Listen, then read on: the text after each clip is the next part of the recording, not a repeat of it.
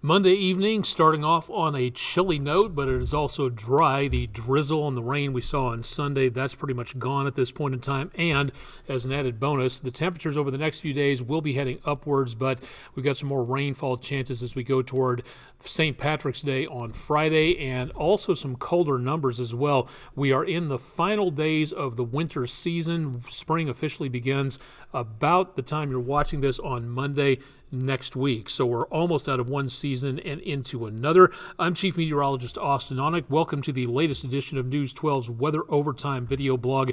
Great to be able to be here to give you some information, to be able to help you understand more about what's happening, more information than you can possibly get during a televised weathercast.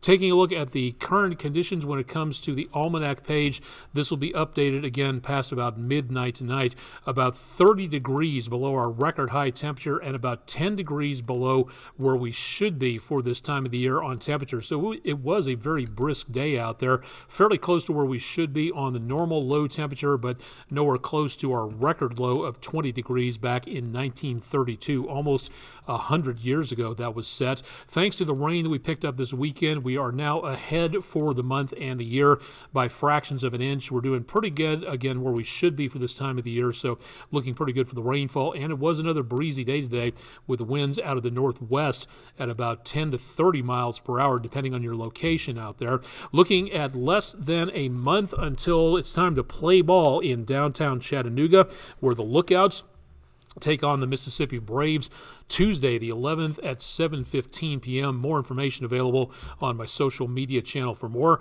Clouds mixed in with some sunshine from Island Cove, not a problem for tonight. A beautiful evening with winds doing a pretty good job of stirring up the water surface, so you're noticing a little bit of wave action out there as the winds come in from out of the northwest. Thanks to Rocky and Linda Norris from the picture up around Lover's Leap at Shamrock City for the greening of the waters out there as we get a little bit closer towards St. Patrick's Day at the end of the week. That's our West Shore home weather window picture of the day to start us off. Pictures, got them for weather purposes around the area, send them in. Pictures at WDEF.com/weather, or drop them to us on our social media pages, Instagram, Facebook, and Twitter. You can find us out there somewhere.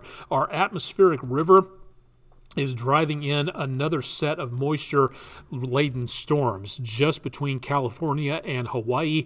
This one is going to be doing a very good job of dumping feet of snow again on portions of the American West and looking at a lot of rainfall in the lower elevations. So if you're planning on traveling anywhere between Canada and Mexico, this is where we're going to be seeing the potential problems out there.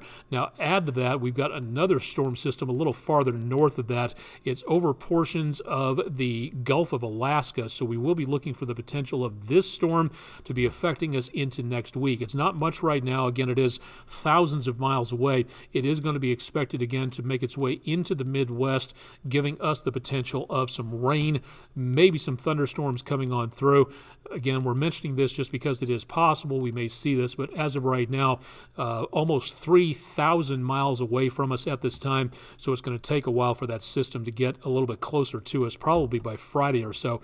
Now, what we see is a minor storm system over the Great Lakes. This one is giving us a little bit of cloud cover over portions of the Ohio River Valley, and some of that could drift on down our direction into tonight, but it's going to be mostly clear, and we're going to stay in that clear zone for now.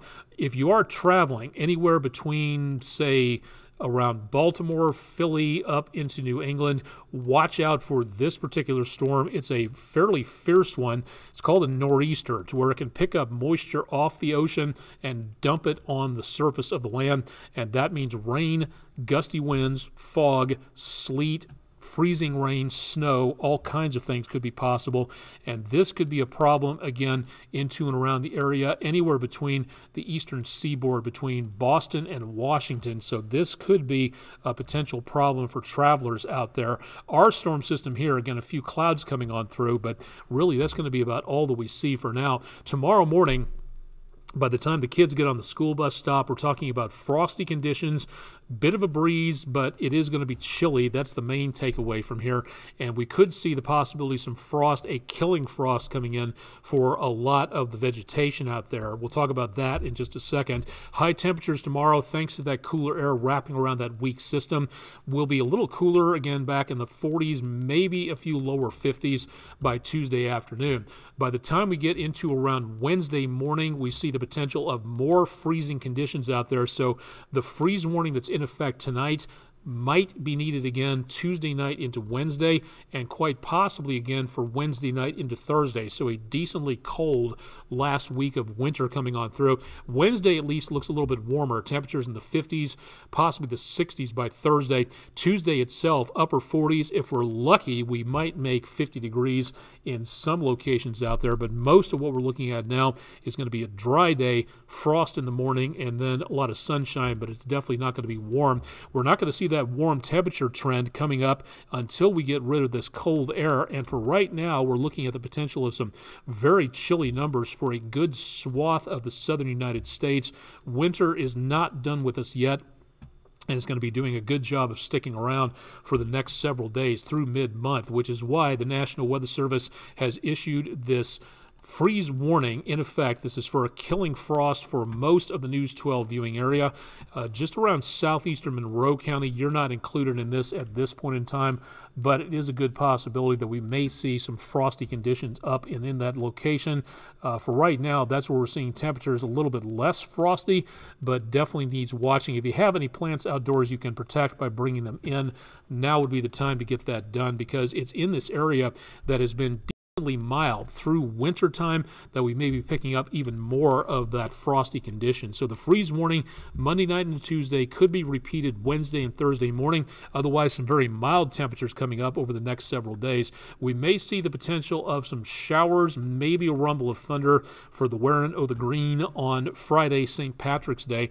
The weekend looks good. It is going to be chillier once again for the final days of winter, including the potential of some frost Saturday night into Sunday and Sunday night into Monday, and then Monday afternoon. It's not the first full day of spring, but we will begin the spring season astronomically at 5:24 p.m. Eastern Time. That'll be coming up again next Monday afternoon, and some pretty chilly numbers overall with a brief break in between as we get up toward the weekend, but chilly and dry for the week itself. Don't forget, if you're out and about in the News 12 viewing area, anywhere away from Hamilton County and Chattanooga, there are several training sessions coming up that you can learn how to become a Skywarn spotter from the National Weather Service, plural, in Huntsville, Alabama at weather.gov/MRX. That's also available for the Cherokee County, North Carolina one on Thursday, the 30th of March, and the National Weather Service in Huntsville for the training session in DeKalb and Jackson County, Alabama. That'll be Friday the 24th at 6 p.m. at the Northeast Alabama Community College at the Math, Science, and Engineering Building, and Tuesday the 21st, the next one upcoming will be in Marion County, Tennessee, in Jasper. That'll be the 21st, 6 p.m. And they're also, if you live around anywhere north of the Tennessee line, you can go to the National Weather Service in Morristown and take the virtual online spotter training course, which was made available during the pandemic, so we wouldn't have to be crowded together into a classroom of some sort. If you'd like to know more about the blizzard of '93, which was occurring at this time 30 years ago, the National Weather Service in Morristown has a great website update and tons of information about pictures, storm information, all the way on through the synoptic details of what happened, the snowfall amounts.